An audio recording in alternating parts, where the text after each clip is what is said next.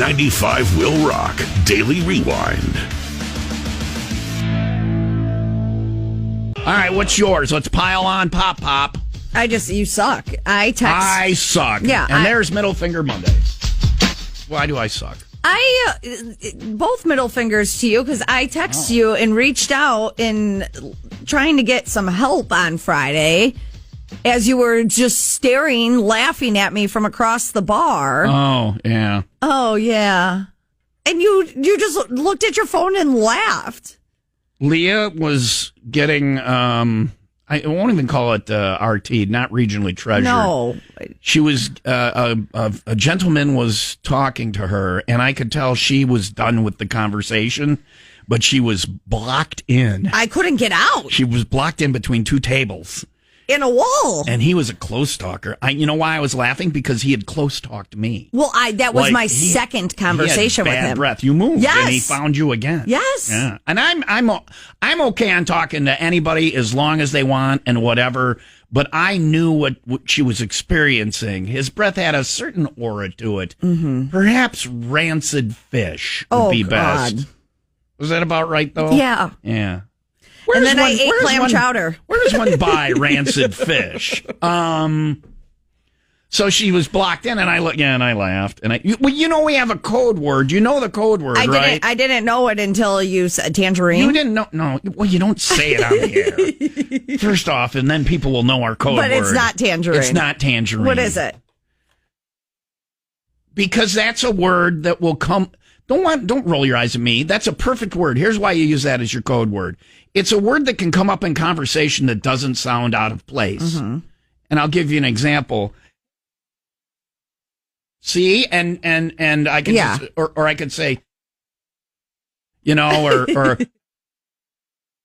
see how there's three sentences that if you and I were like talking, if I was closer and you had said any of those things, it wouldn't say like you were just saying weird. It's not like Zamboni. How do you work that into conversation? Right.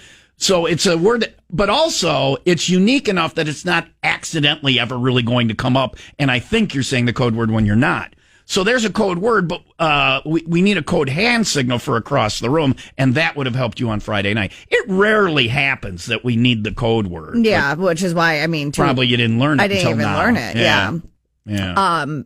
But when you're not able to give the word or give the hand signal, there's a phone that I was able to text you, Did and you I text? said, No, you didn't. Save me. The hell you did. The hell I didn't.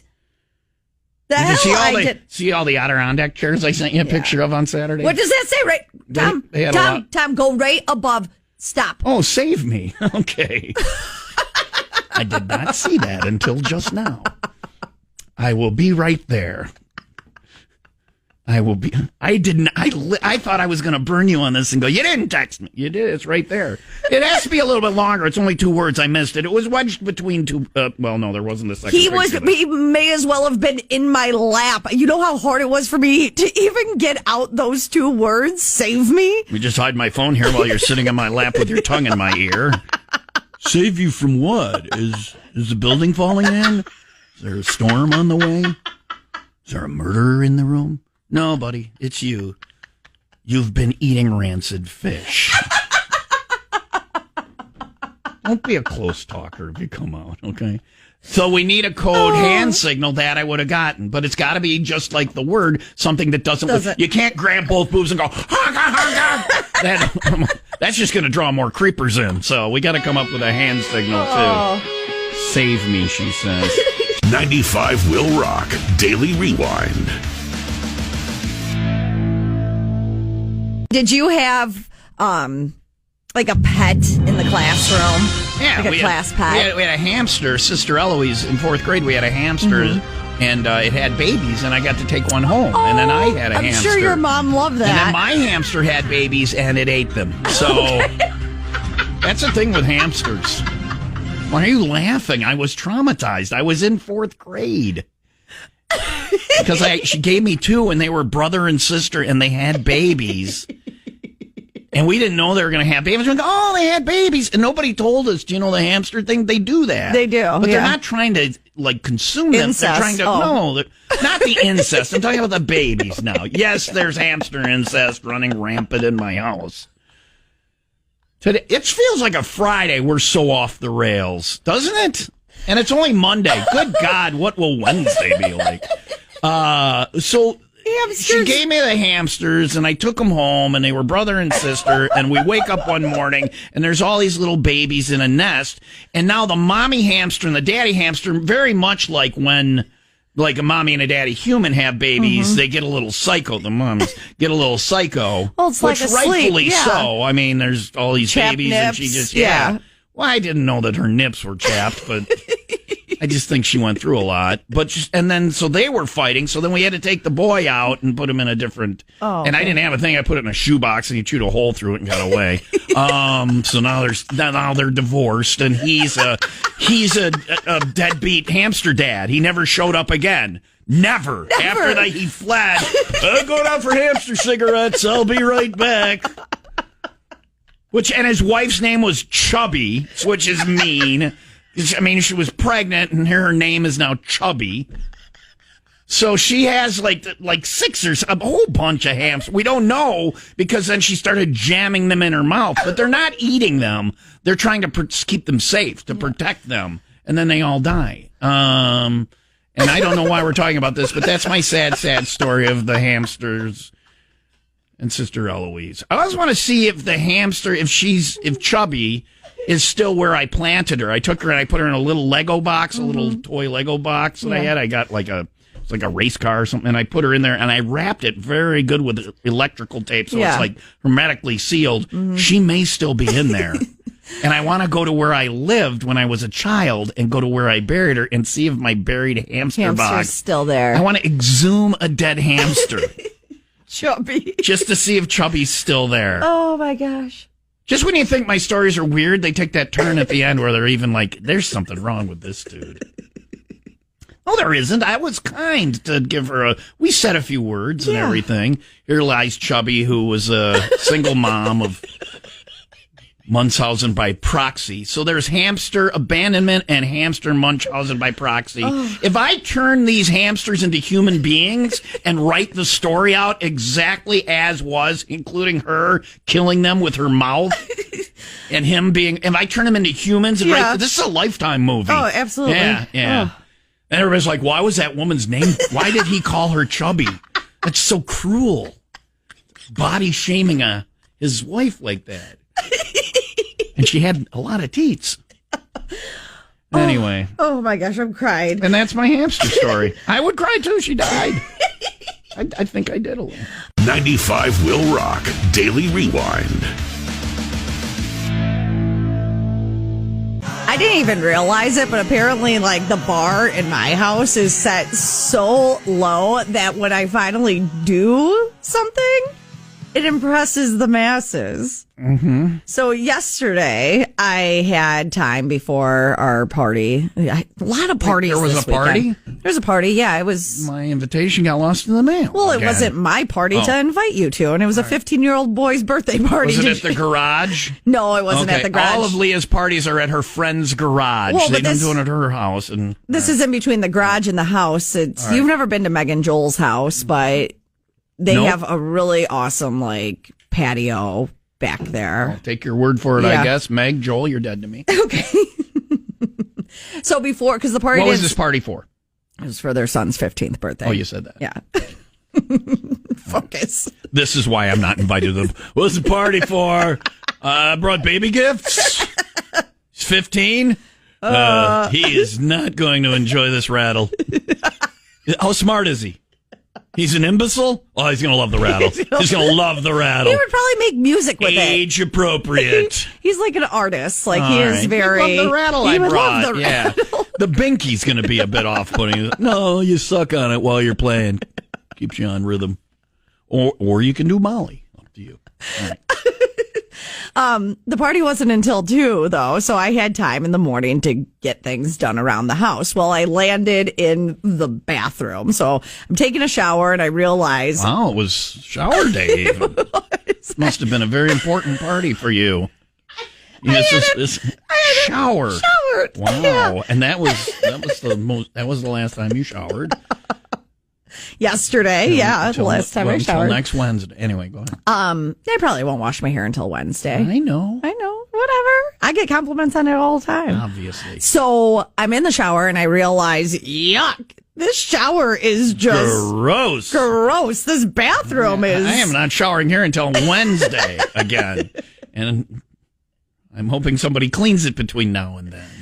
So I'm like, I offered to have Soledad I might need to hire her now. I told you I'd pay for it. After seeing my your house. husband and my son's reaction to the bathroom that I cleaned for 3.5 hours yesterday. Yeah. I got a text from Caden, and then this morning Ryan texted me about how great the bathroom Where looked. are all our pubic hairs?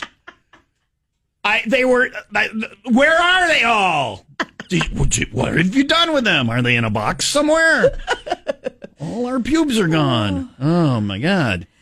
Yeah. So the fact that my 18-year-old and my husband thought it was just so great that I finally cleaned the bathroom that I got an applause. This is where you need to learn the Few Good Men speech that Colonel Nathan R. Jessup makes. Unless you want to pick up a toilet brush and stand opposed, I suggest you just use the toilet and be on your way.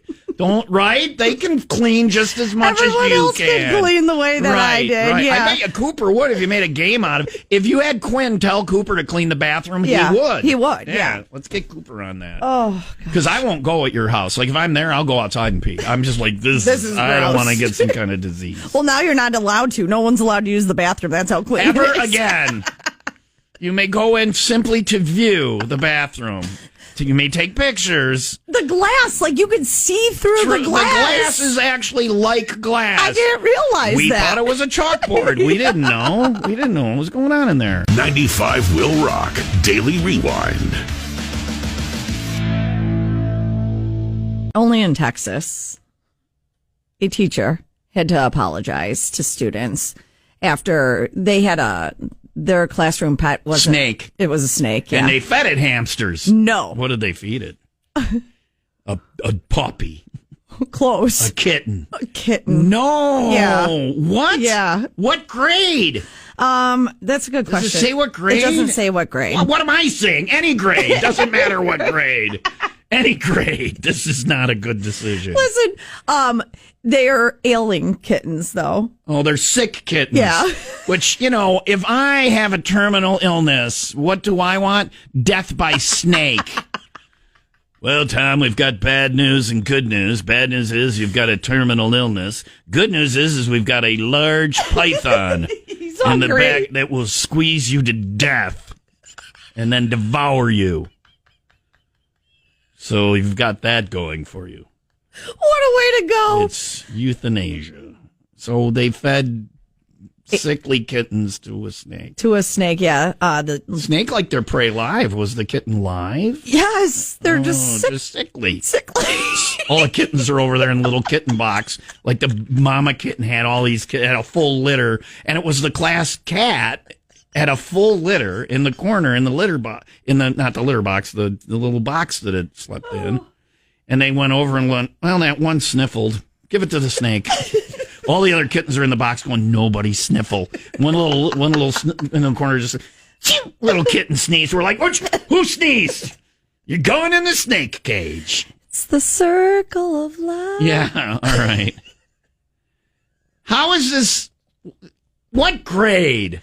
It doesn't say, but it does say a kindergartners. All right, boys and girls, gather round. It wasn't like college age because it says she later acknowledged this decision to her class and permitted a student with parental consent to take the remaining ailing kittens. Oh, good. Home. There was a permission slip. Oh no.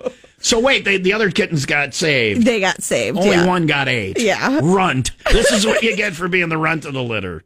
The snake's like, give me the fat one. I'm only getting one. Where's Chubby? Yeah, where the hell Chubby go? That was last year. That was the nun's hamster. Hey, call back from earlier in the show when we made less sense than we're even making now. 95 Will Rock Daily Rewind.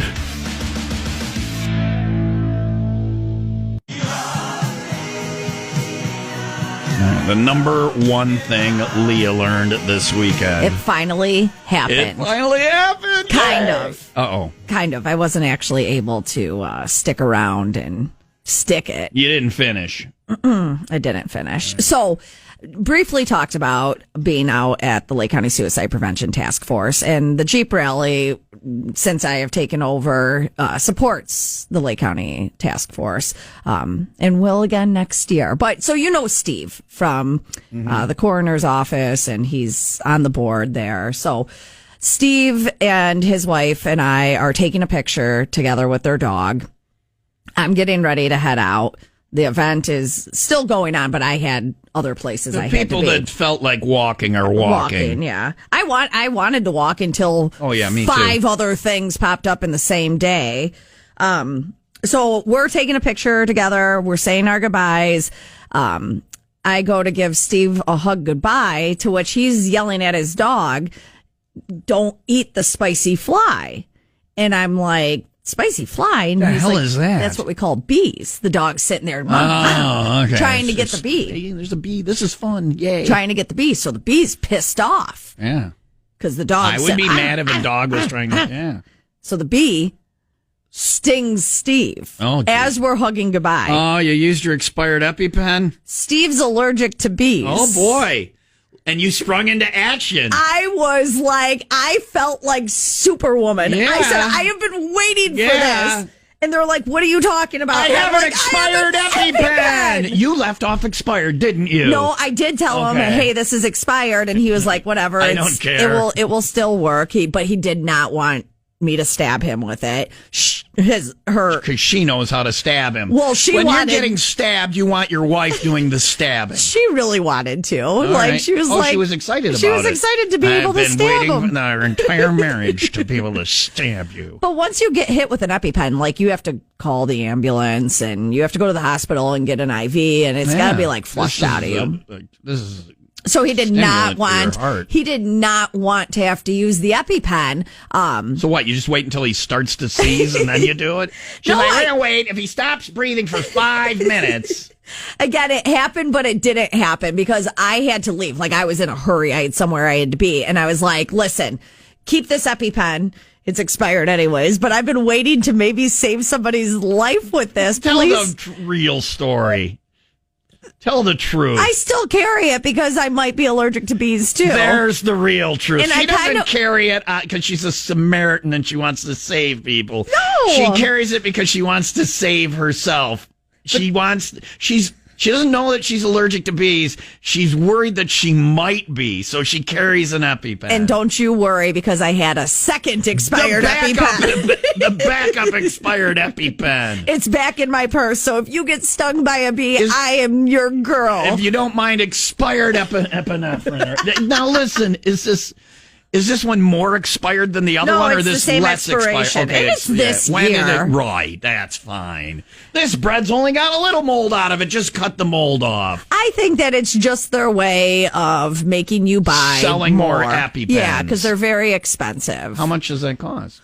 I don't know. My insurance covered it. Okay, there you go. But I've heard people talk about... Why does your insurance cover it if you don't have an issue? Because I was taking the allergy drops, and you have you have to have them when you first start. That's why I have EpiPens. You have to have an EpiPen. Dr. Swirling did that. Yeah. You have to bring in your EpiPen. So just in case you go into But your insurance covered it. Yeah. But my insurance covered it. You're just pissed that you've not had anaphylactic shock. I'm not pissed that I just want to be prepared in case I do, or... Somebody else does. Like Steve. So do we know, after you left... The ambulance came because he was not the only one that got stung by a bee. The irony is the suicide prevention day on Saturday, it was, if you want to die and you're allergic to bees, come out. Come out. We'll make it look like an accident. It'll look like an accident. Oh, that's terrible. But there were a lot of people getting stung by bees. There were three people that were stung by bees. Was everybody okay? Everyone was okay, and Steve didn't have to use my EpiPen. So now you still have 2 expired EpiPens. No, I told him to hold on to it. You go ahead and keep my garbage EpiPen. It's not garbage. You go ahead and keep this EpiPen, which may or may not exacerbate your impending doom. 95 Will Rock Daily Rewind. Oh, Oh, man. In the 1980s, Lordy. or just in 1980, the United States government issued its first ever dietary guidelines. We were all told that fat in food was our enemy, but instead they made everything highly processed and packed with sugar and artificial sweeteners. So here are some foods and drinks they said were healthy. Okay. In the 80s. This in the 80s was good for you. Yes, in the 80s, okay. Fruit juice. I love fruit juice. 1 cup of OJ has It's the fruit. same amount of sugar as 5 oranges. Whatever. But it's 5 oranges. 100% freshly squeezed is your healthiest option. Okay. Granola bars. Because I'm a millionaire and can afford Yeah, freshly squeezed a OJ. person to squeeze. I'm not doing it. They have like machines now that you could have at your house and make it freshly squeezed. Again, if I'm buying an orange juice squeezing machine, I've got a little more money than I probably do now. Oh, true. Indeed, I would like the orange juice squeezing machine, and my friend Ibrahim will load it with the oranges. Okay, so I'm buying an orange juice squeezing machine for my apartment, which... Tom, what happened to your spare room? Well, that's where I keep my orange juice squeezing machine. I don't have room for it in my 8x3 kitchen. It's not just oranges. You could put... I can squeeze anything in there. Human brains. Delicious. Oh, granola bars. That's good for you.